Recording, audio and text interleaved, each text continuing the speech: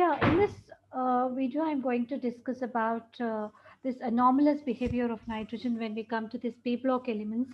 So this nitrogen in the group 15, among the 15th group elements, it behaves very differently. Why this is happening? Why nitrogen is behaving differently among this group 15 elements? Is group 15 elements, when we look at it, it has nitrogen, phosphorus, arsenic, antimony, and bismuth. This nitrogen is very different when compared to that of these other 15th group elements, that's phosphorus, arsenic, antimony, and bismuth. Why it is behaving differently? It's because from rest of the members, there are few reasons why it is behaving differently. The first one is because of its smaller size. It's very small in size when compared to that of this other 15th group elements, and small size and high electronegativity. So the electronegativity of this is very high when compared to that of the other group elements, and high ionization enthalpy. Uh, if the electronegativity is more, so high ionization enthalpy is also more. That means the amount of energy which is required to remove the electron from it is also more. So, and also because of the non-availability of the d electrons. D electrons are not available in this. Only when we look at the electronic configuration of this, it is 1s2 or 2s2. Its atomic number is 7, so it is 2p3. So the d electrons are not there in this second shell, so that because of the non-availability of the d electrons from phosphorus onwards, as the d electrons are available, so because of those four characters which are different from that of the other four elements in this 15th group, this nitrogen behaves very differently, which accounts for this anomalous behavior of this nitrogen. These four characters, like because of a small size, high electronegativity, high ionization enthalpies, and the non-availability of these d electrons, it behaves differently or anomalous way when compared to that of this yes, when compared to that of this other 15th group elements. So when we look at this, it is nitrogen. It is, as I said, its atomic number is 7. This is 1s2, 2s2, and 2p3 here. So its electronic configuration, if you see here, it's half fill, right? So 1, 2, and 3. So these three electrons can participate in the bonding here. So when this nitrogen can form p pi p pi bonding. What is this p pi p pi bonding? Let's look at it. So when it exists as a diatomic molecule, right? So it's a gas also. When it is existing as a diatomic molecule, it is forming a triple bond with other nitrogen here.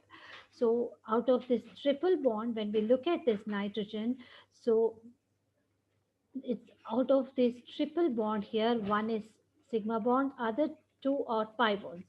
So what is pi bonds nature? Just look at it now. So this nitrogen, when we take here, it is nitrogen has three p orbitals, right? So one of the p orbitals is involved in the sigma bonding with this other nitrogen. So this is sigma. And when we look at this, there are two other p orbitals, right? So px, py, and pz, right? So this is px. Let's assume this to be px. This will be py, and this is pz. So this nitrogen is also having py and pz. So this py will form the bond, and this pz will form the pi bond here.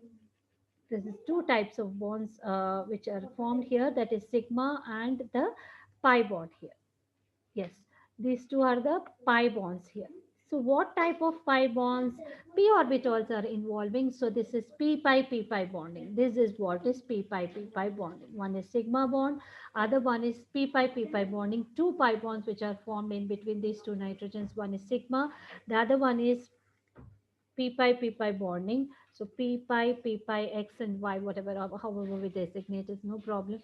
So one is sigma bond, other two are the pi bonds here. So this is existing as a diatomic molecule where there is triple bond which is formed in between these two nitrogens, so it can form p pi bonding. This is the unique ability of this nitrogen, so this has a unique ability to form p pi bonding, and the other elements of this group cannot form this p pi bonding because of the availability of the d electrons in this phosphorus, arsenic, antimony, and bismuth. There is availability of the d electrons, so they cannot form p pi d pi or p pi bonding. Rather, it can form t pi d pi bonding or d pi p pi bonding, whatever. So this is a unique ability of this to form the p pi bonds here. Yes, and yes, so it can form with other elements also which has small and I mean more electronegative, like this carbon and oxygen. It form p pi bonding, right? With these also it can form p pi bonding. Thus nitrogen can form p pi bonding with carbon and oxygen here. So phosphorus cannot form this p pi bonding. Why? Because when we look at this electronic configuration of this, it is 15, right?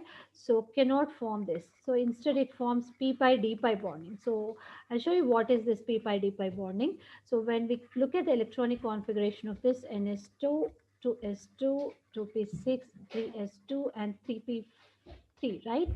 So when we look at this outer electronic configuration, it is a 5 here, but 3d orbitals are also available here, where the excitation can be possible from this to this. So the d orbitals can also be involved in the bonding in this case now.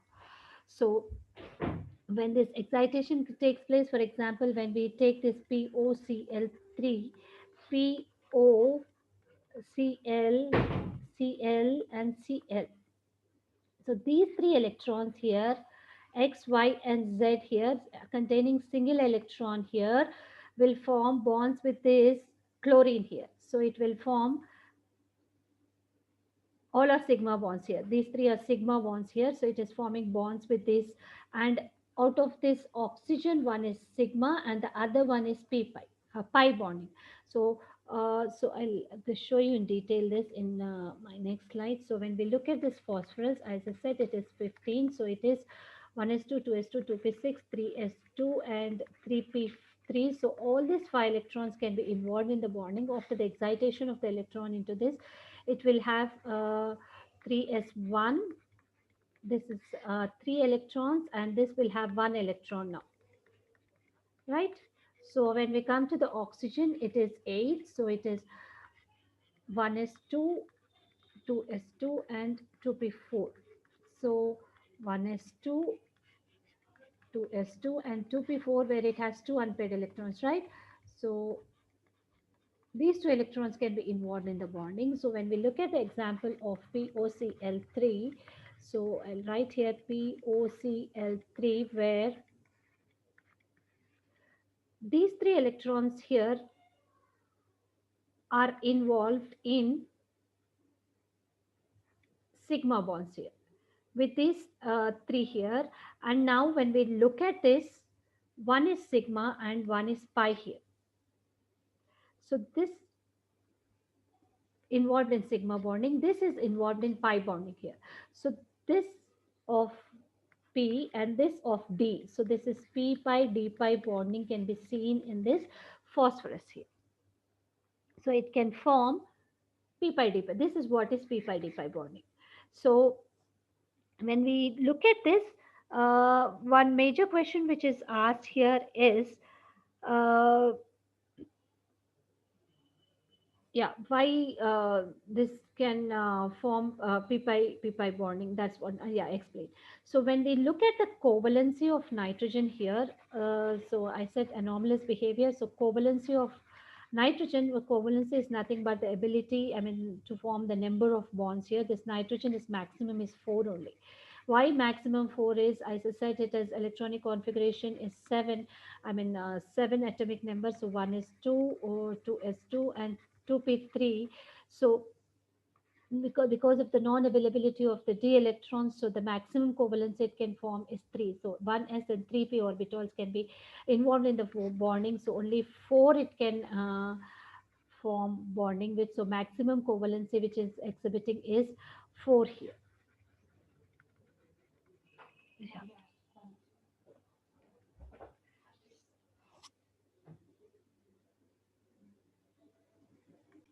Yeah, when we look at the single bond strength from nitrogen to bismuth here, single bond strength, when we take nitrogen, phosphorus, arsenic, antimony, and bismuth, the single bond strength here, not single electron, the single bond strength here decreases here. So the single bond length, single bond strength decreases here, uh, because again there is an increase in the size, so the single bond strength also decreases here. But when we come from nitrogen here to phosphorus, this cannot form single bonds itself. It's existing as N2 and is forming a triple bond, and the single bond strength of this is less than that of the phosphorus here. The single bond strength of nitrogen is less than that of the phosphorus. So why this? Because if you assume that nitrogen is forming a single bond here, it's very weak. Why weak? Because there is already a lone pair of electrons, and if it's forming a one more bond, here there's interelectronic repulsions in between these two lone pairs, because the size is so small, these electrons which are present in this now, the repulsions will be so high that a bond becomes so weak here. That is why it is forming this pi bonds here. So that is why it is existing as a uh, triple bond here in between this. A single bond, the single bond, if it exists as a single bond here, that is very weak. So it is existing as a triple bond in between these two nitrogens. That is why the single bond strength of nitrogen is less than that of this phosphorus here. So this the main reason for this is inter-electronic repulsion in between the lone pair of electrons which are present, inter-electronic repulsion. Yes, in between the lone pair of electrons which is present on these two nitrogens, and also because of this small size also it's not able to uh, have a single bond with the other nitrogen. So this is the reason which is why this nitrogen is and the single bond strength of nitrogen is single bond strength of nitrogen is less than that of this phosphorus single bond strength, because of this inter electronic repulsion here. Yes. And yeah, this is anomalous behavior of this nitrogen when compared to that of this, because of its small size, high electronegativity, high ionization enthalpy, and non-availability of the d electrons. It behaves very differently where it is a gas, it exists diatomic in nature, and it able to form p-pi bonds, and also its covalency is 4 here. Yes, this can be